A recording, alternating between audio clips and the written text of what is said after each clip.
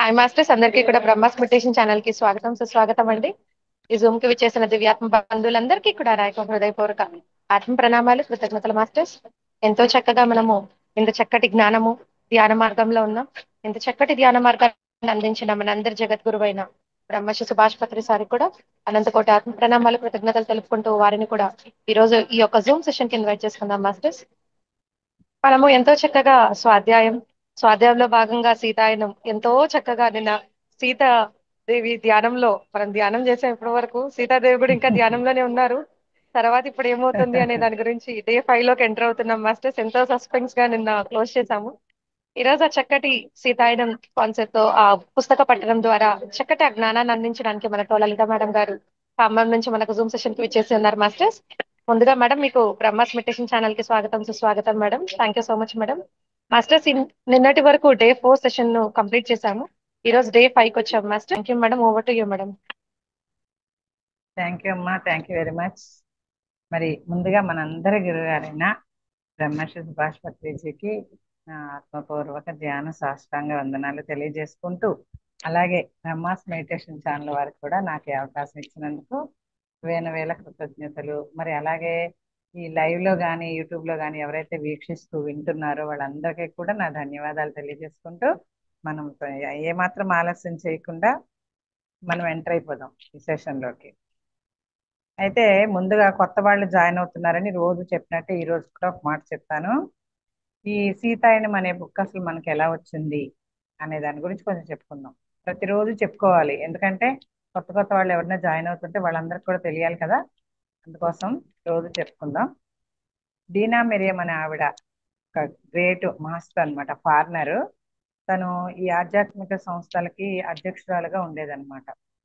అయితే మనం ఇట్లా టూర్స్కి వెళ్తుంటాం కదా, మెడిటేషన్ టూర్స్కి. అట్లా వెళ్ళినప్పుడు ఒక సీతారాముల వారి ఆలయంలో ఆవిడ ధ్యానంలో కూర్చున్నప్పుడు తను తన గతంలోకి వెళ్ళిపోయిందంట. అమ్మవారి నుంచి ఒక వెలుగులాగా తనలోకి వచ్చి తను ఎలాంటి గతంలోకి వెళ్ళిందంటే త్రేతాయుగంలోకి వెళ్ళిపోయింది ఆవిడ. అక్కడ తన జన్మను చూసుకుంది. అక్కడ తను ఎవరు అంటే సీతాదేవి యొక్క పరిచారికగా తనను తాను చూసుకుంది. ఆమె చూసుకొని ఆ సీతాదేవితో ఆ కనెక్టివిటీ ఏర్పడినప్పుడు అదంతా కూడా సీతమ్మ వారి నుంచి వచ్చిన నాలెడ్జ్ ఏదైతే ఉందో ఆ గత జన్మలో తను చూసుకున్నదంతా, ఆ జన్మ గురించి అంతా ఆటో రైటింగ్ ద్వారా మనకి ఇంగ్లీష్ లో ఆమె రాసింది. ఏదైతే ధ్యానంలో తనకి వచ్చిందో, తనని తాను చూసుకుందో ఆ జన్మ గురించి, ఆ సీతాదేవి గురించి, ఆ ఆవిడ జనక మహారాజు కొలువులో ఒక దాసిగా ఉన్న సీతమ్మ వారు రాకముందు నుంచే ఆవిడ అలా ఉందంట. అదంతా కూడా మనకి తెలియజేస్తూ ఉన్నది. ఆ జన్మలో ఆవిడ మీనాక్షిగా జన్మ తీసుకున్నది. మరి అక్కడ జనక మహారాజు గారి దగ్గర ఉండేది, పరిచారకుల్లో ఒకరిగా ఉండేదన్నమాట. అదంతా మనము తెలుసుకుంటున్నాము. నిన్న ఎక్కడి దాకా చెప్పుకున్నామంటే సీతమ్మ వారు కనిపించకుండా ఉంటుందన్నమాట.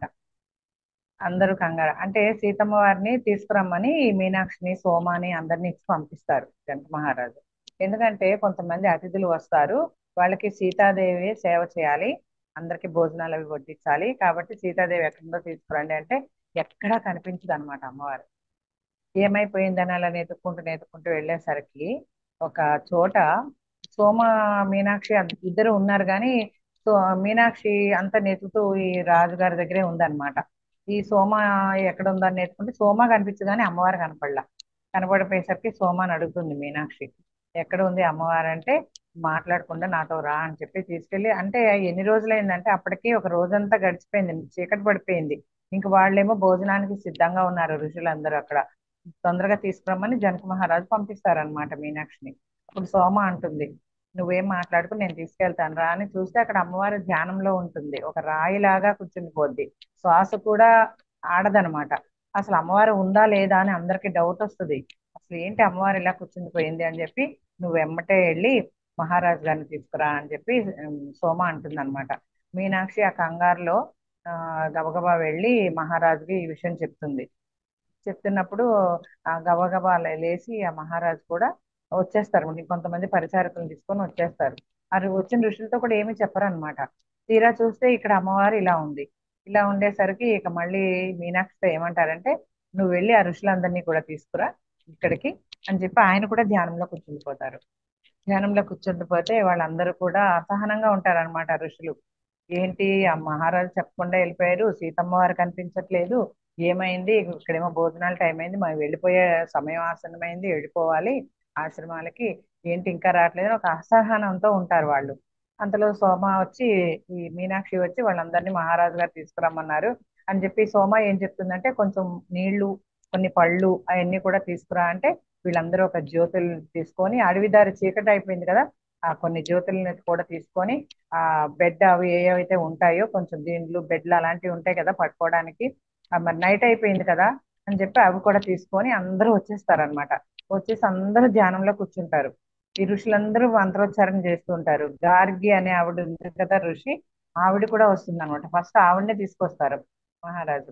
అందరూ కలిసి అక్కడ కూర్చొని ధ్యానం చేసుకుంటూ, మహారాజు కూడా రాయిలాగా మారి అలా అయిపోతారు అనమాట, అంతటి ధ్యాన స్థితిలోకి వెళ్ళిపోతారు.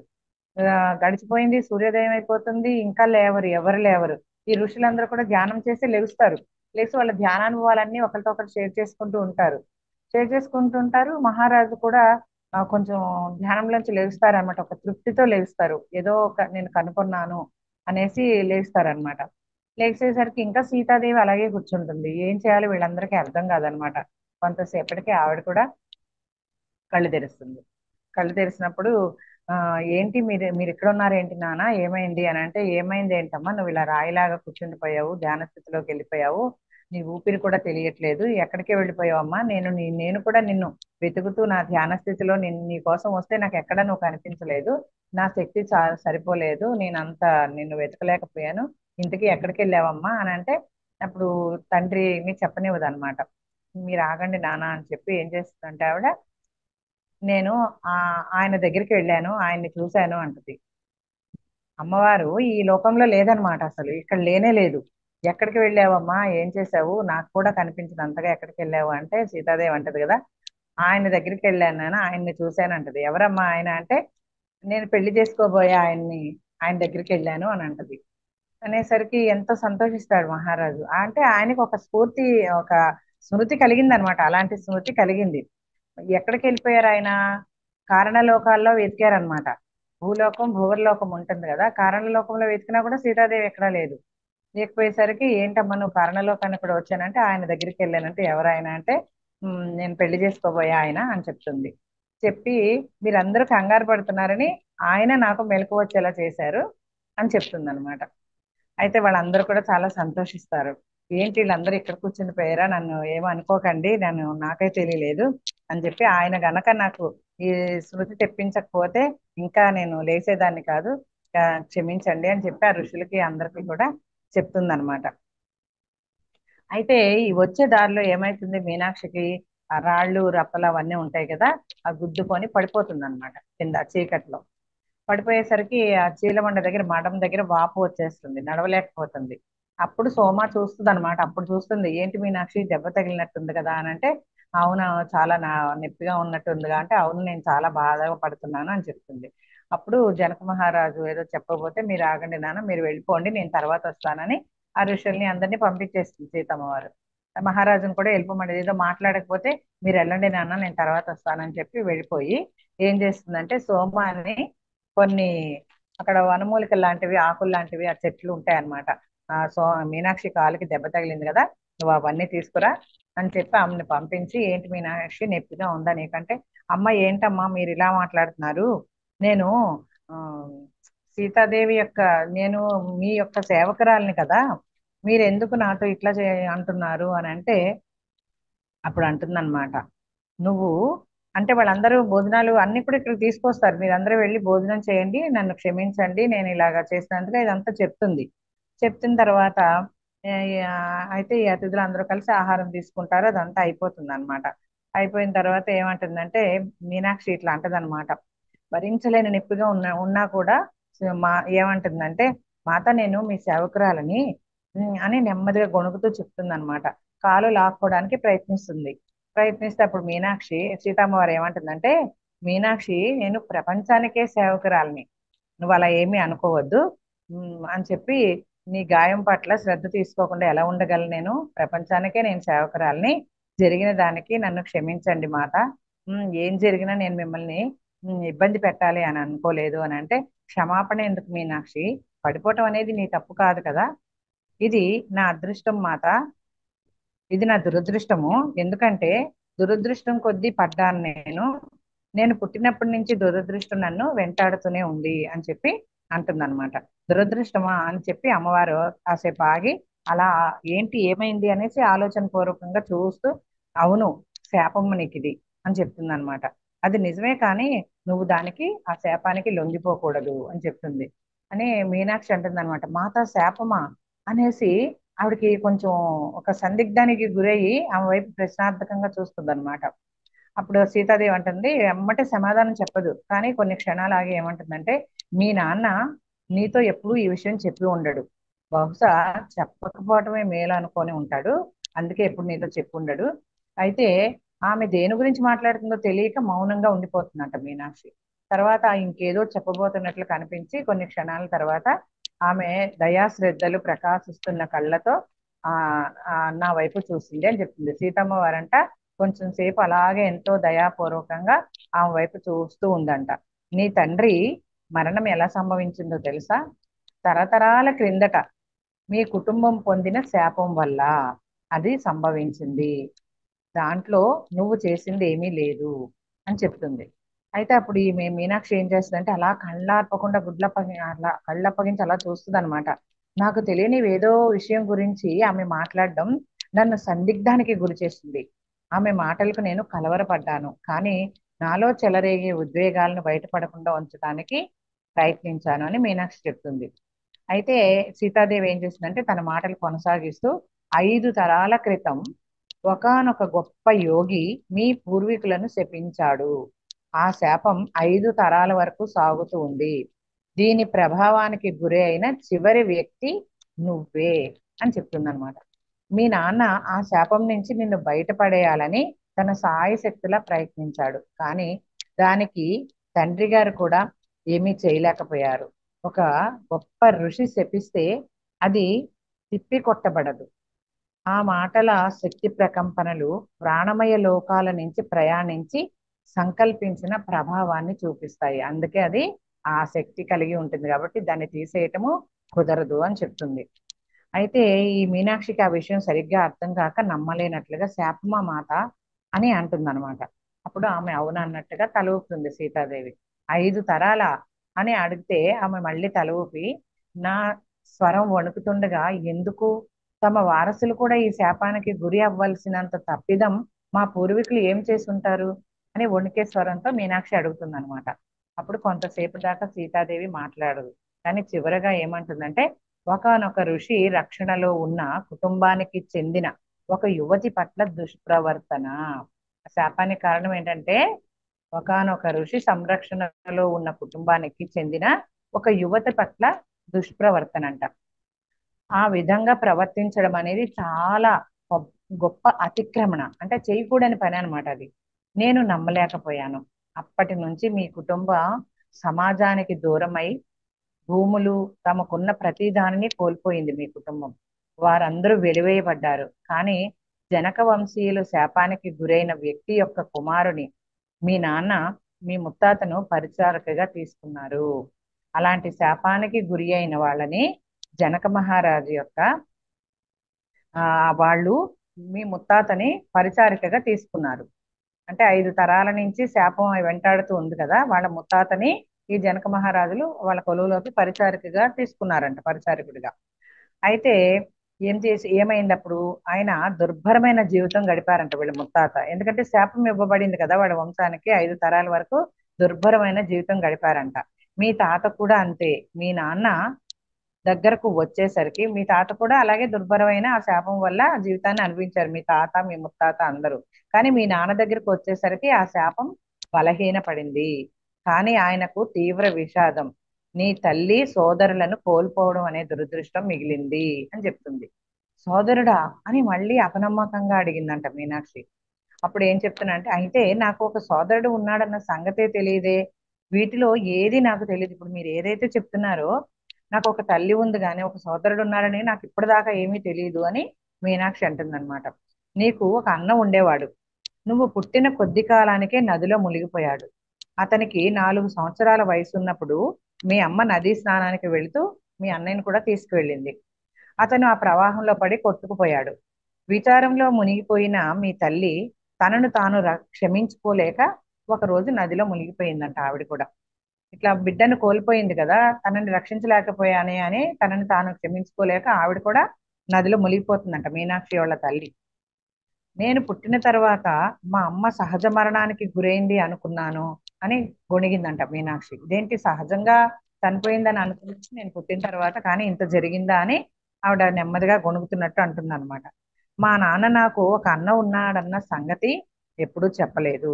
అయితే అందుకే నన్ను నది ఒడ్డుకు వెళ్ళనిచ్చేవాడు కాదేమో. నా తల్లి గురించి కూడా ఎప్పుడూ మాట్లాడనది అందుకేనేమో. నేను ఆయనను ఎప్పుడూ అర్థం చేసుకోలేదు. కఠినంగా ఉంటాడు అనుకునేదాన్ని. దీనిని ప్రేమ లేకపోవడంగా భావించానే తప్ప కుటుంబాన్ని కోల్పోయిన విచారము అని నేను తెలుసుకోలేకపోయాను అని మీనాక్షి బాధపడుతుంది అనమాట. అప్పుడు అమ్మవారు తల ఊపింది అవును అన్నట్టుగా. నిన్ను శాపం నుంచి తప్పించడం కోసం మీ నాన్న అన్ని విధాలా ప్రయత్నించాడు.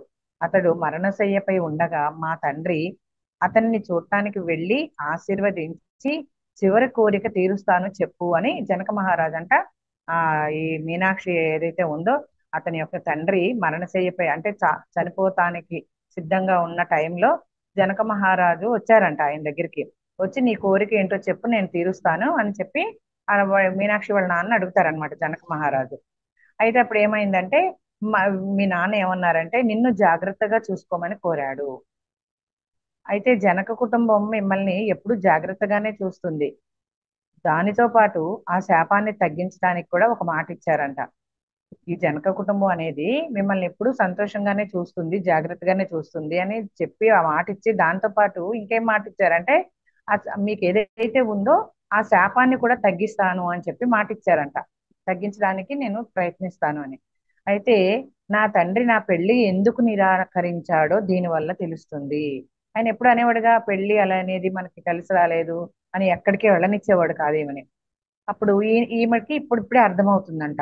అయితే నా పెళ్లికి నా తండ్రి ఎందుకు నిరాకరించాడు ఇప్పుడు మీరు చెప్పే మాట వల్ల నాకు తెలుస్తుంది. ఆయన ఎప్పుడు పెళ్లి వల్ల విచారం తప్ప నీకేమీ రాదు అని చెప్పేవాడు అని చెప్పి మీనాక్షి అంటుంది. అయితే అది తనని దురాగావాహ అది మీ తండ్రి యొక్క ఒక సరికాని అవగాహన అంట. దానికి దీనికి ఏం సంబంధం లేదని సీతాదేవి చెప్తుంది. ఆయన అనుకోకుండా అపార్థం చేసుకున్నాడు అంతేగాని నువ్వు అనుకునే దానికి మీ తండ్రి చేసిన దానికి ఏం లేదు, ఆయన ఒక సరికాని అవగాహనలో ఉన్నాడు మీనాక్షి అని చెప్పి సీతమ్మ వారు చెప్తుంది. నీ పిల్లలు శాపానికి లోను పడేవారు కాదు, ఆ ప్రభావం కలిగిన చివరి వ్యక్తివి నువ్వే అని చెప్పి సీతమ్మ వారు చెప్తుంది. అందుకే ఆ రోజు మహారాజు నది వద్దకు వచ్చి ఉంటారు. నదిలో నేను కొట్టుకుపోయినప్పుడు నది ఒడ్డున నిలబడి మహారాజు అలలను నన్ను పైకి విసిరేయమని ఆదేశించటం జ్ఞాపకం చేసుకున్నాను. మీనాక్షి అంట ఒకనొక రోజు నదిలో మునిగిపోయి నది తీసుకెళ్లిపోతుంది కదా లోపలికి తనని. అప్పుడు జనక మహారాజు వచ్చి నదిని అడుగుతాడు, నువ్వు ఆమెని తీసుకెళ్లిపోవద్దు, పైకి విసిరేసేయని నదిని అడుగుతాడు అనమాట. అప్పుడు నది పైకి విసిరేస్తుంది ఆమెను. విసిరేసిన ఆ సంగతి అంతా ఇప్పుడు మీనాక్షికి జ్ఞాపకం వస్తుంది అనమాట. ఆ మాట అవునని తల ఊపింది. ఇదే కారణమై ఉంటుంది అని చెప్పి సీతాదేవితో చెప్తుంది అనమాట. అప్పుడు అవునన్నట్టుగా సీతాదేవి తల ఊపి మా తండ్రి గారు నాకు ఆ కథ చెప్పారు. అది నువ్వు మరణించవలసిన సమయం అని చెప్పారంట. అది నువ్వు ఈ లోకాన్ని వీడి వెళ్ళిపోవాల్సిన సమయం అది. కానీ మీ అన్నను అమ్మను తనలోకి తీసుకున్నట్లే నది కూడా నిన్ను తీసుకోవడానికి ప్రయత్నించింది. మీ నాన్నకు నిన్ను రక్షిస్తానని మా నాన్నగారు మాట ఇచ్చారు కదా, ఆ మాట ఆ శాపం యొక్క శక్తిని ఎదుర్కొంది. అంటే ఇచ్చిన మాట నిలబెట్టుకోవడానికి ఎంత శక్తి ఉంటదంటే శాపాన్ని కూడా అది మాఫ్ చేయగలదు అనమాట. శాపం లేకుండా చేయగలదు, అంత పవరు మాట అనేది. ఇచ్చిన మాట, అందుకే ప్రాణం పోయినా సరే మాట నిలబెట్టుకోవాలి అంటారనమాట. ఆ మాట నిలబెట్టుకోవడంలో ఎంత శక్తి ఉంటుందంటే శాపాన్ని కూడా తీసివేయచ్చు అనమాట. అంత శక్తి ఉందంట ఆ ఇచ్చిన మాటకి.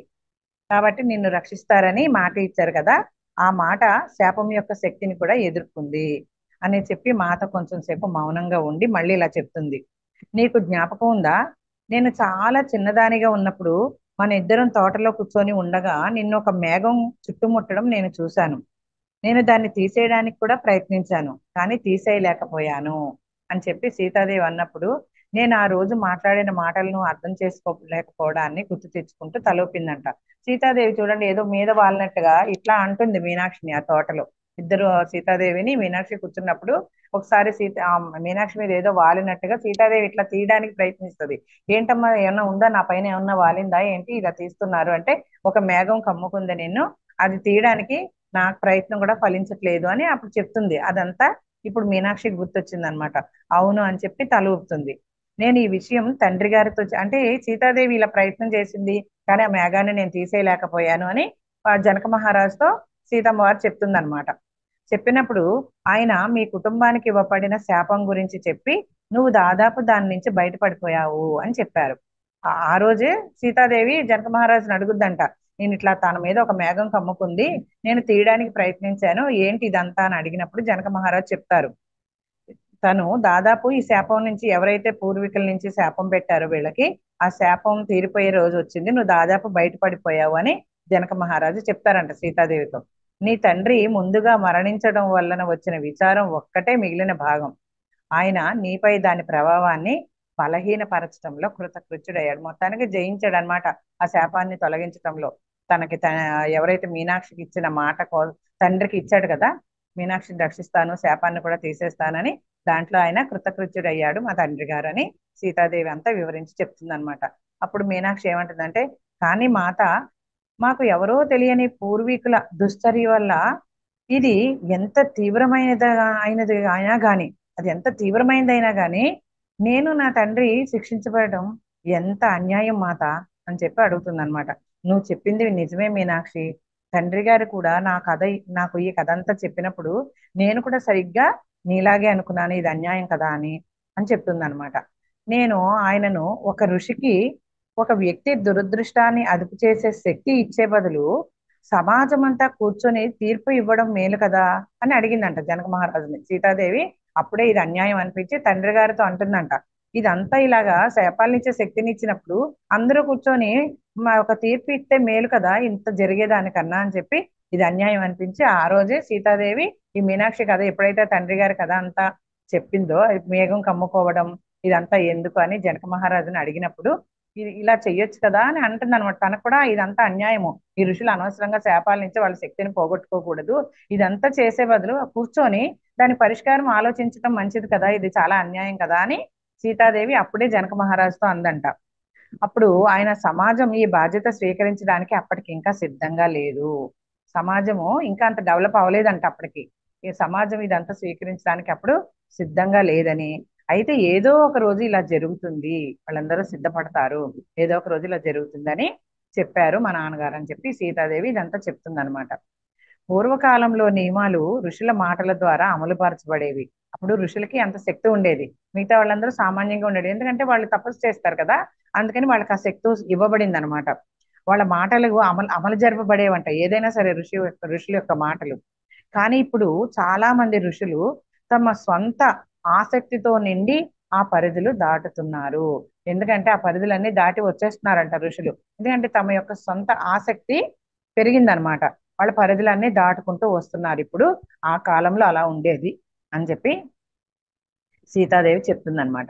ఈ మాటలు చెప్తుండగా ఒక సీతామాత సుదూర ఒక తీరానికి సుదూరమైన ఒక తీరాలకి ఎక్కడో చూస్తూ న్యాయాన్ని అనుసరించడానికి మరొక మార్గాన్ని సిద్ధం చేయడానికి నిశ్చయించుకున్నట్లుగా ఈవిడికి కనిపించిందంట. మాత చూపు ఇక్కడ లేదు, ఈ మాట్లాడుతూ మాట్లాడుతూ అలా శూన్యంలోకి వెళ్ళిపోయింది అనమాట. ఇదంతా కూడా నివారించడానికి ఆ సుదూర తీరాలకు వెళ్ళిందేమో ఈ సీతాదేవి అన్నట్టుగా నాకు అనిపించింది అని చెప్పి అనుకుంటుంది మీనాక్షి. ఆ తరువాత తనలో తాను మాట్లాడుకున్నట్టుగా తమ శాపాల ద్వారా ఋషుల వల్ల అనేక అన్యాయాలు జరిగాయి అని విన్నాను. వారు తెలివైన వారైనప్పటికీ వారికి కూడా ఉద్వేగాలు, ఎంపికలు, ఇష్టాయిష్టాలు ఉంటాయి, కొందరు మాత్రమే వాటిని దాటగలిగారు. ధ్యానం చేస్తారు, ఇప్పుడు చూడండి మనం ధ్యానం చేస్తాం కానీ ఎమోషన్ ఫీల్ అవుతాం, బాధను ఫీల్ అవుతాం, ఇదంతా ఇవన్నీ ఉంటాయి. అట్లనే వాళ్ళకు కూడా ఎంత తపస్సు చేసినా కూడా వాళ్ళకు కూడా ఇవన్నీ ఉంటాయంట. ఎవరికి ఉండవంటే కొంతమంది మాత్రమే వాటిని దాటగలుగుతారంట, ఒక స్థితిలోకి వెళ్ళిన వాళ్ళు మాత్రమే ఇవన్నీ దాటగలుగుతారు. మరి వాళ్ళే అలా ఉన్నప్పుడు ఇంకా మనం ఎలా చెప్పండి, ఏ మూలకి మనం కాబట్టి ధ్యానం చేస్తున్నంత మాత్రాన ఆ మార్గంలో ఉన్నాము, ఆ సాధనలో ఉన్నాము, అంతేగాని ఇంకా ఆ స్థితికి మనము ఎదగలేదు. ఆ స్థితికి చేరుకునే మార్గంలో ఇంకా ఉన్నాం అంతే. కాబట్టి ఎమోషన్స్ కానీ ధ్యానం చేస్తూ ఉంటాం, తర్వాత యువతలకు వచ్చాక మళ్ళీ అవేర్నెస్ కోల్పోతూ ఉంటాం. అప్పుడప్పుడు అప్ అండ్ డౌన్స్ ఉంటాయి కదా. అలాంటప్పుడు ఏంటంటే ఎమోషనల్ గురైపోతాం మనం కూడా. ఎదుటి వాళ్ళ ప్రభావము అంత లోతుల్లోకి మనం కూడా, అందుకే మనం ధ్యానం చేస్తూ ఉన్నాం కాబట్టి ఒక పిరమిడ్ మాస్టర్ అనేవాళ్ళు ఎదుటివారి ప్రభావానికి వాళ్ళు ఎంత ఏమన్నా కూడా ఆ ప్రభావానికి లోని అయిపోకూడదు, మనము గురి కాకూడదు, అవేర్నెస్ తో ఉండాలి అని. అందుకే పత్రి సారు పదే పదే చెప్తూ ఉంటారు, అవేర్నెస్ అవేర్నెస్, ఎరుక ఎరుక ఎరుక అని. కానీ మనము చూడండి, అప్పటి ఆ కాలంలో త్రేతాయుగంలో అప్పటి ఋషులకే దాన్ని జయించలేకపోయారంట. కొంతమంది మాత్రమే ఆ స్థాయి ఉన్న వాళ్ళే ఇది దాటగలిగారు అని చెప్తున్నారనమాట ఇక్కడ. ఇంకేం చెప్తున్నారంటే వారు తమ వ్యక్తిగత అనుభూతులను దాటిన తరువాత మాత్రమే నిజమైన న్యాయాన్ని అమలు చేయగలరు. అప్పుడే వాళ్ళకి ఆ స్థితిని అన్ని దాటిన తర్వాతనే వాళ్ళకి ఆ శక్తి వస్తుందంట. అటువంటి వ్యక్తిని కలుసుకోవడానికి నేను ఎదురు చూస్తున్నాను. నాకు తెలిసినంతలో తండ్రి గారు దానికి సన్నిహితంగా ఉన్నారు. ఆ స్థాయి దాటిన వాళ్ళ కోసం సీతమ్మ వారు ఎదురు చూస్తుందంట, అలాంటి వాళ్ళ కోసం. నాకు తెలిసినంతలో తండ్రి గారు దానికి సన్నిహితంగానే ఉన్నారు. అంటే ఆయన కూడా కొంచెం సానుకూలంగానే ఉన్నారు, నా మాట మన్నించడానికి అన్నట్టుగా చెప్తుంది అనమాట. అయితే ఇంకా ఏం చెప్తుందంటే, ఈ యొక్క సీతాదేవి మాటలంట పూర్తిగా అర్థమైనప్పుడు నేను పెద్ద కుదుపుకు గురయ్యిందంట. చూడు, ఇంత లోతుల్లో ఉంటుందా ఈ శాపమానికి, ఇంత శక్తి ఉంటుందా, ఒక ఋషి మాటలకి ఇంత శక్తి ఉంటుందా, అంటే వాళ్ళు కూడా వీటికి లోనైపోతారా అని ఇవన్నీ చెప్తున్నప్పుడు ఒక పెద్ద కుదుపుకు లోనయిందంట ఈ మీనాక్షి. అని ఇక ఈ తల ఇలా ఇలా మాట్లాడుతూ మాట్లాడుతూ ఇలా తల పక్కకి తిప్పేసరికి అక్కడ సోమ అని ఏం చేసిందంటే ఔషధ మొక్కల బుట్టతో సిద్ధంగా నిలబడి ఉంది. పంపించింది కదా సీతామాత ఔషధ మొక్కలు తెమ్మని. ఈ అమ్మాయికి కాలు బాగా వాసిపోయింది అనమాట, దెబ్బ తగిలి. అప్పుడు ఈ సోమాన్ని పంపిస్తుంది కదా, ఆకులు, ఔషధ గుణాలున్న ఆకులతో అన్నిటితో ఒక బుట్టతోటి నుంచొని ఉందంట. అయితే మళ్ళీ ఈవిడ మనసు నెప్పి వైపు మళ్ళిందంట. అది మాత అది చూసి సోమా నుంచి మొక్కలు తీసుకొని ఒక రాయితో వాటిని నూరి నూనెని సిద్ధం చేసిందంట. ఆ పిండిందంట, ఆకుల నుంచి ఒక నూరేసరికి ఒక నూనె వచ్చిందనమాట. ఇప్పుడు నీ కాలుకి విశ్రాంతి నువ్వు ఈ చీలమండకు రాయమని చెప్పిందంట. నువ్వు కాలుకి రెస్ట్ తీసుకో, ఈ నూనె అంతా తన సోమ రాస్తుంది అని చెప్పి, ఇప్పుడు నీ కాలుకి విశ్రాంతి నువ్వు ఈ నూనె రాయమని చెప్పిందనమాట. ఇప్పుడు ఏం చేస్తావంటే నువ్వు కదలవద్దు, నీ కాలుకి విశ్రాంతి నువ్వు అని చెప్పి, అప్పుడు నీ కాలు మెరుగవుతుంది అని చెప్పి చెప్తుందంట. ఆ తర్వాత ఆమె సోమ వైపు తిరిగి రాజప్రసాదానికి వెళ్ళి కిరణ్ కనబడతాడేమో చూసి అతన్ని వెంటనే రమ్మని చెప్పు అని చెప్తుందంట.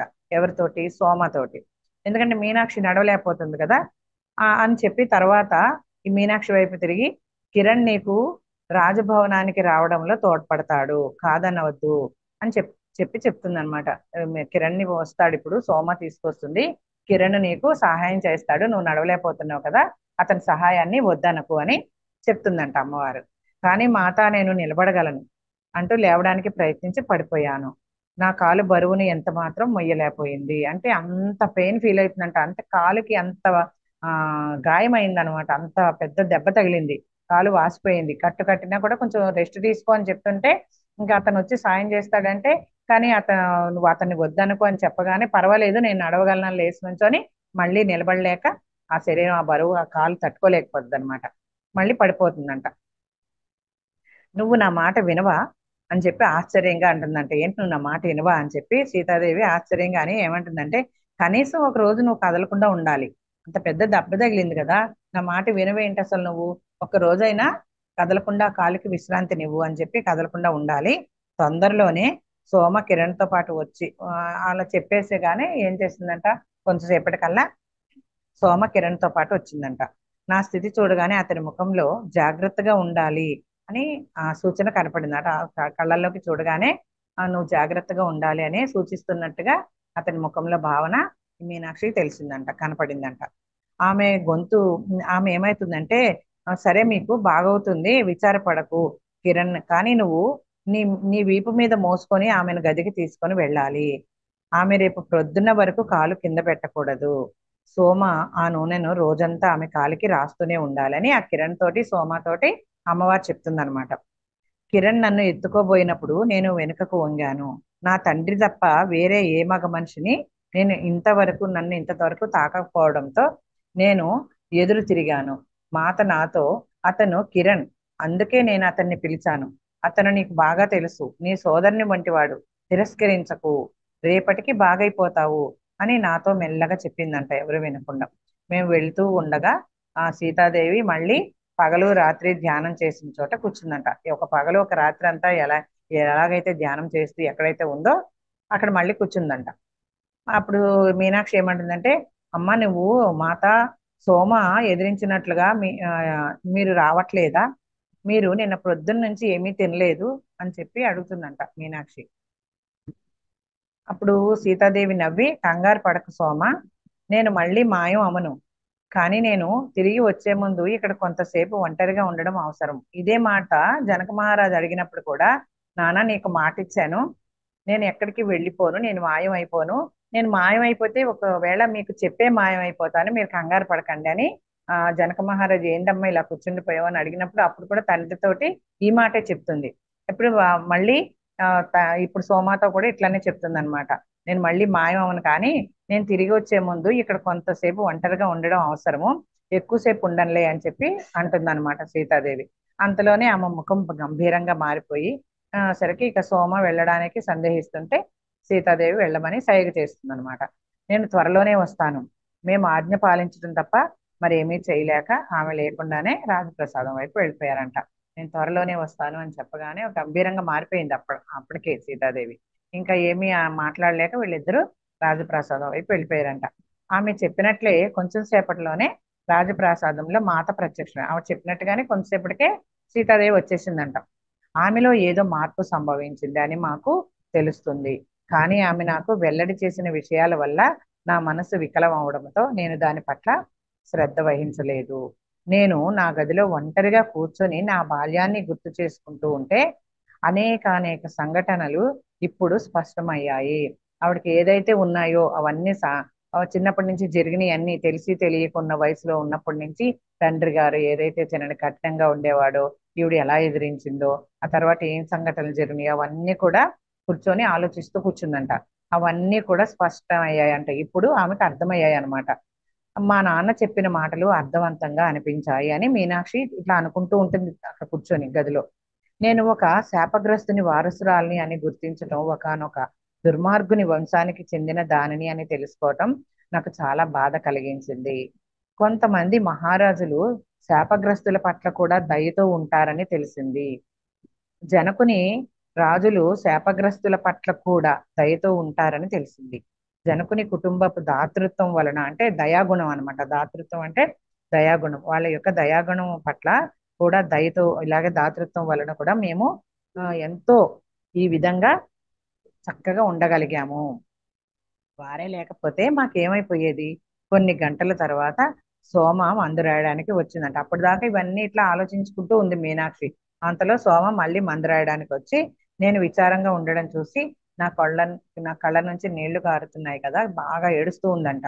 బాగా ఏడవడం వల్ల ఉబ్బిపోయి ఎర్రబారిన కళ్ళను ఆమె నుంచి దాచే ప్రయత్నం అయితే నేనేమీ చేయలేదు, ఎందుకంటే చాలా పరిచయస్తురాలు అయిపోయింది కదా సోమ కూడా. అప్పుడు సోమ అంటుంది అనమాట, మీనాక్షి నీకు ఇంకా చాలా నొప్పిగా ఉందా అని అడుగుతుంది. నేను అలా తల ఊపేసి ఊరుకుందంట. మాతకు నాకు జరిగిన సంభాషణ ఆమె ఎంతవరకు విన్నదో నాకు తెలియదు కనుక నా పరిస్థితిని ఎలా వివరించాలో నాకు అర్థం కాలేదు. దానికి తోడు మాత మాటలు తలుచుకునే కొద్దీ నన్ను మరింత బాధించాయి. మా కుటుంబం శాపగ్రస్తమైనది, మా పూర్వీకులు చేసిన దుశ్చర్యకు మా తాత మా నాన్న నేను బదులు చెల్లించాల్సి వచ్చింది అని చెప్పి ఇలా ఆలోచిస్తూ ఉందంట. ఆమెకేమీ సమాధానం చెప్పలేదు. అసలు వీళ్ళ మాటలు విన్నదో లేదో తెలియకుండా నేను ఎలా చెప్పాలో అర్థం కాలేదని ఇలా ఆలోచించుకుంటూ ఉంది మీనాక్షి. అవును, నేను దాంట్లో కొంత విన్నాను. ఇప్పుడు ఈమె అర్థం చేసుకున్నట్లుగా అంటుందన్నమాట సోమ. నేను దాంట్లో కొంత విన్నాను. మాత ఏం చేసినా దానికి ఒక కారణం ఉంటుందని నీకు కూడా తెలుసు కదా. ఆమె నీకు ఇది చెప్పిందంటే అక్కడ ఒక గొప్ప లక్ష్యం ఏదో ఉండి ఉంటుంది. బహుశా ఈ శాపాన్ని నువ్వు గొప్ప ఆశీర్వచనం లాగా చూడాలని చెప్పడం కావచ్చు. సీతాదేవి ఇదంతా నీకు ఎందుకు చెప్పింది అనుకుంటున్నావు? నీకు ఒక గొప్ప ఆశీర్వచనం ఎదురు అవ్వబోతుందేమో, జరగబోతుందేమో. అలా అని నువ్వు ఎందుకు అనుకోకూడదు? అలాంటి ఒక గొప్ప లక్ష్యం ఉందేమో మరి. ఈ శాపాన్ని నువ్వు గొప్ప ఆశీర్వచనంగా చూడాలని చెప్పడం ఆ ఉద్దేశం కావచ్చు. నీ పూర్వీకుల శాపానికి గురి కాకపోతే మిమ్మల్ని జనక మహారాజు కుటుంబం ఆదరించి ఉండేది కాదు కదా. అందుకే కష్టాలకి వెల్కమ్, బాధలకి వెల్కమ్ అంటూ ఉంటారు ప్రతిసారి. అదే ఇక్కడ చెప్తున్నదన్నమాట ఆమె సోమ. ఇలాగా శాపగ్రస్తం కాకపోతే జనక మహారాజు కుటుంబం మిమ్మల్ని ఆదరించే ఉండేది కాదు కదా. అప్పుడు నువ్వు జనక మహారాజు సంరక్షణలో ఉండేదానివి కాదు కదా. మీ నాన్న ఈ శాపంతో జీవించకపోతే ఆయన నిన్ను చూసుకోమని మహారాజును అడిగి ఉండేవాడు కాదు కదా. ముఖ్యంగా నువ్వు మాత సేవలో ఉండేదానివి కాదు కదా. ఆమెను సేవించడం కంటే గొప్ప ఆశీర్వాదం ఉంటుందా? మరి అమ్మవారిని సేవించడం అంటే అంతకన్నా గొప్ప ఆశీర్వాదం ఏముంటుంది? ఇదంతా కూడా గొప్ప ఆశీర్వాదంగా నువ్వు ఎందుకు అనుకోకూడదు? ఎందుకు బాధపడుతున్నావు అని చెప్పి సోమ వచ్చి మీనాక్షిని వాదారుస్తుంది అనమాట. నేను నా కళ్ళను తుడుచుకొని, నువ్వు చెప్పింది సరి అయినదే సోమ. బాల్యం నుంచి మా కుటుంబానికి పట్టిన దురదృష్టం గురించి వింటూనే ఉన్నాను. కానీ అదేంటో నాకు ఇప్పుడు అర్థమైంది. నేను వింటూనే ఉన్నాను బాల్యం నుంచి కూడా మాకు పట్టిన దురదృష్టం గురించి. కానీ ఇప్పుడు ఏంటనేది ఇప్పుడు నాకు అర్థమైంది. దానిని వివరించి మాత మంచి పనే చేసింది. ఈ రహస్యాన్ని దాచి ఉంచినందుకు మా నాన్నను నేను తప్పు పట్టను. నాకు దీన్ని వివరించటం వల్ల ఆయన తన హుందాతనాన్ని పోగొట్టుకునేవాడేమో. నువ్వు చెప్పింది కూడా ఎంతో మంచిదే. నా జీవితం తిరిగి మలుపు గురించి, నా జీవితము ఈ మలుపు తిరిగింది కదా, దీని గురించి నేనేమి ఫిర్యాదు చేయను. ఈ పరివార కృత్యాలలో సేవ చేయడం అనేది ఎంతో గొప్ప ఆశీర్వచనం. అంతేకాక సీతామాతను సేవించడం అనేది ఎవరైనా కోరుకోగల గొప్ప బహుమతి అని చెప్పి మీనాక్షి సోమాతో అంటుందన్నమాట. మేమిద్దరం ఇలా కొంతసేపు మౌనంగా ఉండిపోయాము. ఆ తర్వాత ఈ రోజు నేను అర్థం చేసుకోలేనిది ఎంతో జరిగింది అని చెప్పిందంట. అవును, అది నిజమే. మాత ఒక నూతన అధ్యాయంలోకి ప్రవేశించింది. దానికి మనమే సాక్షులం. అయితే ఇది ఒక అద్భుతమైన పురోభివృద్ధి. ఇప్పుడు ఆమె నుంచి వెలువడుతున్న కాంతిని నువ్వు చూడలేదా? ఆమె చైతన్యం మొత్తం కూడా ప్రకాశిస్తూ ఉంది. అదే ఆమెలో జరిగిన మార్పుని నువ్వు చూడలేదా అని చెప్పి అడుగుతుంది అనమాట. నేను నవ్వాను. ఇతరులు చూడలేని దాన్ని నువ్వు చూడగలవు సోమ. ఇతరులు ఎవ్వరు చూడగలిగి అంటే ఆమెకి ఆ శక్తి ఉందన్నమాట. ఎవ్వరు చూడకపోయినా ఆమెకి ముందు జరిగేది ఏదో కొంత తెలుస్తూ ఉంటుందన్నమాట. అదే చెప్తుంది మీనాక్షి. ఇతరులు చూడగలిగే దానిని నువ్వు చూడగలవు సోమ అని చెప్తుంది అనమాట.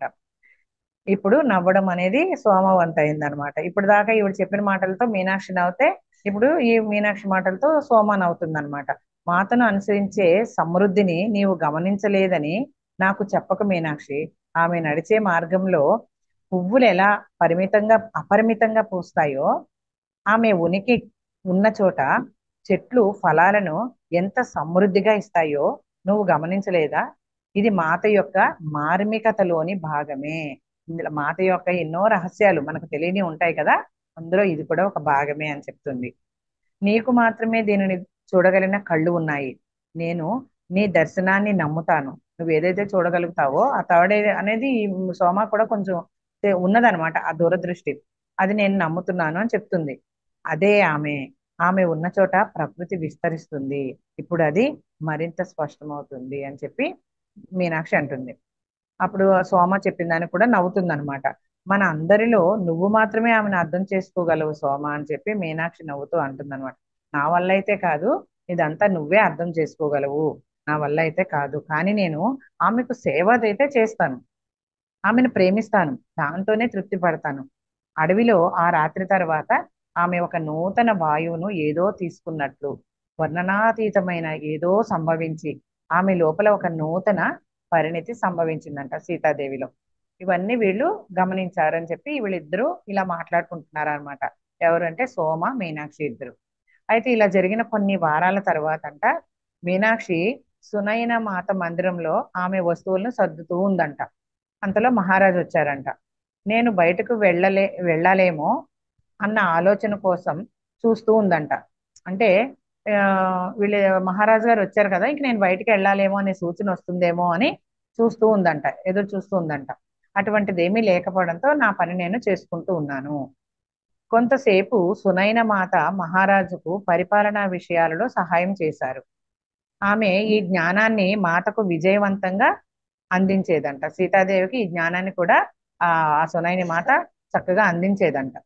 మహారాజు అరణ్యంలో ఎక్కువ కాలం ఉండడం కోసం ఎప్పుడూ ఆయన కోరిక ప్రకారం ఎవరో ఒకరు రాజ్య వ్యవహారాలు చక్కబెట్టాలి. ఈ మహారాజు ఎప్పుడు ఎక్కువ కాలం అడవిలోని అరణ్యాల్లో ఆశ్రమాల్లో గడుపుతూ ఉంటారు కదా, అలా గడిపినప్పుడల్లా ఈ ఎవరో ఒకళ్ళు ఈ రాజ్య వ్యవహారాన్ని అంతా చక్కబెట్టాలన్నమాట. అయితే సునైని మాత ఆ మాత యొక్క అంతరావబోధ వివేకాన్ని గుర్తించి ఆ విషయం ప్రతి విషయం పట్ల ఒక మాత యొక్క ఆసక్తి చూపిన నిర్ణయాలు తీసుకోవడంలో తన వినూత్న సృజనాత్మక అభిప్రాయాలను వెల్లడించేది. ఈ వేళ జనక మహారాజు మాత వెళ్ళడానికి సునైన మాతను సిద్ధం చేస్తున్నారు. ఏంటంటే సీతాదేవికి ఏదైతే ఆసక్తి ఉందో దానికి అంతటికి తల్లి అయిన ఈ సునైన మాత కూడా ఎంతో ప్రోత్సాహకరంగా ఉంటుందంట. ఈ రోజు ఏం జరుగుతుందంటే ఆ సీతాదేవి వెళ్ళడానికి సునయ్య మాతను సిద్ధం చేస్తున్నారంట. సీతకు యుక్త వయసు వస్తోంది కనుక మనం ఆమెకు స్వయంవరం ఏర్పాటు చేయటం గురించి ఆలోచించాలి. ఆమె నుంచి వ్యతిరేకతను ఎదుర్కోవాల్సి తెలిస్తే నిదానంగా చెప్పారు అని చెప్పి చెప్తుందన్నమాట. సీత కంట యుక్త వయసు అంటే పెళ్లి వయసు వచ్చింది కాబట్టి ఆమెకు స్వయంవరం ఏర్పాటు చేయటం గురించి మనం ఆలోచించాలి అని చెప్పి వీళ్ళిద్దరూ జనక మహారాజును మాత ఇద్దరు ఆలోచిస్తూ మాట్లాడుకుంటూ ఉన్నారనమాట. ఈ మీనాక్షి అక్కడే ఆ గదిలోనే అన్ని సర్దుతుంది కదా, అవన్నీ కూడా ఇవి వింటుందన్నమాట. అప్పుడు ఆమె నుంచి వచ్చే వ్యతిరేకతను ఎదుర్కోవాలి అని తెలిసే నిదానంగా చెప్పారంట. చెప్పినప్పుడు సునైన మాత ఏమందంటే ఇష్టం లేనట్టు, ఎందుకంటే పెళ్లి చేసి మనకే లేక లేక లేక లేక సీతాదేవి దొరికింది, ఎంతో అపురూపంగా పెంచుకుంటున్నారు, అప్పుడే పెళ్లి చేసి పంపేయడమా అని చెప్పి వ్యతిరేకత వస్తుందేమో అని చెప్పి మాత నుంచి నిదానంగా చెప్పారంట మహారాజు. అప్పుడు నిజంగానే సునైన మాత ఏం చెప్పిందంటే సీతాదేవి తల్లి ఇష్టం లేనట్లుగా చూసిందంట. తొందర ఎందుకు అప్పుడే పెళ్లికి అని చెప్పి అడుగుతుందన్నమాట. అప్పుడు ఆమె మహారాజు ఏమన్నట్టు ఇప్పుడు ఆమె శిక్షణ పూర్తి అయిపోయింది, ఆమె సిద్ధంగా ఉంది అని నేను అనుకున్నాను. వీళ్ళిద్దరు ఇలా మాట్లాడుకుంటుంటే మీనాక్షి ఇట్లా అనుకుంటుంది అనమాట. ఎప్పటికైనా అనుకుంటావా అని చెప్పి అంటున్నారు మహారాజుకి. సునైన మాతకి ఈ సంభాషణ అంతా జరుగుతుంది అనమాట. మీరు ఇప్పుడు గ్రామ పరిపాలనా సంస్థలను ఏర్పాటు చేస్తున్నారు, ఆమెను కూడా వీటిలో పాలు పంచుకొని నేర్చుకుని ఇవ్వండి, అప్పుడు చూద్దాం పెళ్లి సంగతి అని చెప్పి సునైన మాత జనక మహారాజుతో అంటుందన్నమాట. మంచి మాట చెప్పావని చెప్పి మహారాజు అంగీకరించారంట. మనం త్వరలోనే గ్రామ పరిపాలనా సంస్థలను ఏర్పాటు చేద్దాం, కానీ నువ్వు నేనే ఆ పని చేద్దాం. ఎందుకంటే ఆమె వెళ్ళవలసిన సమయం దగ్గర పడుతోంది. ఆమె ఆ పని మీద రాలేదు, ఆమె వెళ్ళవలసిన సమయం ఎందుకంటే థర్డ్ ఏ మాస్టర్, గొప్ప థర్డ్ ఏ మాస్టర్ అని చెప్పుకున్నాం కదా జనక మహారాజు. ఆయనకు అన్ని తెలిసిపోతూ ఉంటాయి, ముందు ఏం జరుగుద్దో ఆ భవిష్యత్తు ఎలా ఉంటుందో అన్ని ఆయనకి తెలిసిపోతూ ఉంటాయి. ఆయన అందుకే పదే పదే ఈ మాత అన్నప్పుడల్లా సునైన మాతకి చెప్తున్నారనమాట, నువ్వు నేను ఆ రాజ్య పనులు చక్కబెట్టడంలో ఆ పనులన్నీ చూసుకుందాం, కానీ ఆమె అందుకు రాలేదు, ఆమె వెళ్ళవలసిన సమయము వచ్చేసింది అని చెప్పి చెప్తారనమాట. ఆ సమయము దగ్గర పడుతుందని చెప్పి అనిపిస్తుందని చెప్పి మహారాజు చెప్తారు. జనక మహారాజు పరిపాలన గురించి ఆ పరిపాలన నుంచి ఉపసంహరించుకునే కొద్దీ ప్రతి గ్రామంలోనూ గ్రామ పరిపాలనా సంస్థలను ఏర్పాటు చేస్తే గ్రామస్తులే తమ స్థానిక విషయాలను చూసుకుంటారు అని ఆయన భావించారంట. ప్రతిసారి మనం వెళ్ళక్కర్లేదు, వాళ్ళకి సూచనలు ఇస్తే చాలు, ఆ గ్రామస్తులే అదంతా చూసుకుంటారని చెప్పి ఆయన భావించి, ఇది కొత్త విషయం కనుక మొదట్లో మంత్రులు అంగీకరించలేదంట. ఇది వరకు స్వయంగా మహారాజే అన్ని చూసుకునేవారు కదా, ఇప్పుడు ఏంటి మన సూచనలు ఇస్తే చాలు వాళ్ళ గ్రామాలను వాళ్ళే బాగు చేసుకుంటారంటే వీళ్ళందరికీ స్థానికులకి ఆ విషయం నచ్చలేదంట. కొత్త విషయం కాబట్టి ఈ మంత్రులు ఎవరు అంగీకరించలేదంట. కానీ మహారాజు వాటి ప్రాధాన్యతను నొక్కి చెప్పారంట. స్పష్టంగా చెప్పేశారనమాట మహారాజు. ఆయన ప్రజలు తమను తాము పరిపాలించుకోవటాన్ని నేర్చుకోవాలి అని పదే పదే చెప్పటం నేను విన్నాను.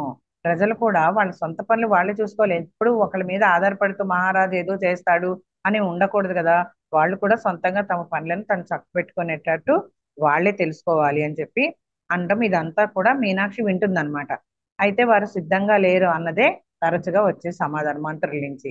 అప్పుడు మనం వారికి సహాయం చేయాలి, సిద్ధంగా ఉండు, భవిష్యత్తు మార్గం ఇదే, ప్రజలు తమ సమూహపు విషయాలను తామే చూసుకోవాలి. ఆశ్రమాలు కూడా ఈ ఆలోచనలను ఇష్టపడలేదంట, మహారాజు గారి యొక్క ఆలోచనలు ఆశ్రమ వాసులు కూడా ఇష్టపడలేదంట. ఒకానొకసారి ఆశ్రమ అధినేతల సమావేశంలో ఈ విషయం చర్చించబడిందంట. ఈ చర్చ తీవ్ర స్థాయికి చేరినప్పుడు మహారాజు సీత వైపు తిరిగి ఆమె అభిప్రాయం అడిగారంట. సోమ నేను ఆ తలుపు వద్ద సాయంత్రపు భోజనం తేవడానికి నించొని ఉన్నారంట. ఇదంతా వింటున్నారనమాట. సీత కొంచెం సేపు మౌనంగా ఆలోచనలో పడి ఆ తర్వాత ఏమన్నదంటే, ఇప్పటి వరకు న్యాయం అనేది తరచుగా ఋషులతో వారి ఆశీస్సుల శాపాలతో పరిపాలించబడింది. ఇప్పటిదాకా ఏం జరిగిందంటే కొంచెంసేపు మౌనంగా ఉండి చెప్తుంది అనమాట. ఇప్పటి వరకు న్యాయం అనేది ఎలా ఉంది? ఋషులతో వారి ఆశీస్సులతో వాళ్ళ శాపాలతో పరిపాలించబడింది. ఇక మీదట ఇది కొనసాగకూడదు. చూడండి, సీతాదేవి వాళ్ళు ఋషులు ఊరికే శాపాలు ఇచ్చి వాళ్ళ శక్తిని పోగొట్టుకోకూడదు అనమాట. ఇది చాలా అన్యాయం అని అంతకు ముందు మీనాక్షితో, ఆ మీనాక్షి అన్యాయం కదా మాత అని అన్నప్పుడు, నాకు కూడా మా తండ్రి గారు చెప్తున్నప్పుడు ఇది నాకు అన్యాయంగానే అనిపించింది అని చెప్తుంది కదా. అదే మాట ఇప్పుడు ఆ చర్చల్లో, ఆ సమావేశంలో కొంచెం గట్టిగా చెప్తుంది అనమాట. ఎందుకంటే జనక మహారాజు ఏం మాట్లాడినా కూడా కూతురు అభిప్రాయం అడుగుతాడు అనమాట. అది ఆమెకి అంత గౌరవం ఇచ్చేవాడు. ఒక సంవత్సరం పిల్లప్పటి నుంచి కూడా ఇది చేస్తూ ఉన్నాడు ఆయన. ఆమెను ఒక పెద్ద అమ్మాయిలాగే భావిస్తాడు కానీ చిన్న పిల్లలాగా అనిపించడు. ఆవిడ ఒక అమ్మవారని ఆయనకు తెలుసు. అందుకనే ఆయన ప్రతిదీ ఆమెను ఒక పెద్ద తరహాగా ఆలోచించి ప్రతి అభిప్రాయాన్ని కూడా తను సీతని అడుగుతూ ఉంటాడనమాట. ఈవిడ చూడండి ఎంత చక్కగా చెప్తుందో. ఇలాంటి విషయం ఇంకా కొనసాగడానికి వీలు లేదు. ఆమె విచారం ధ్వనిస్తున్న స్వరంతో కూడా చెప్తుంది అనమాట. కొంచెం విచారంగా కూడా చెప్తుంది ఆవిడ.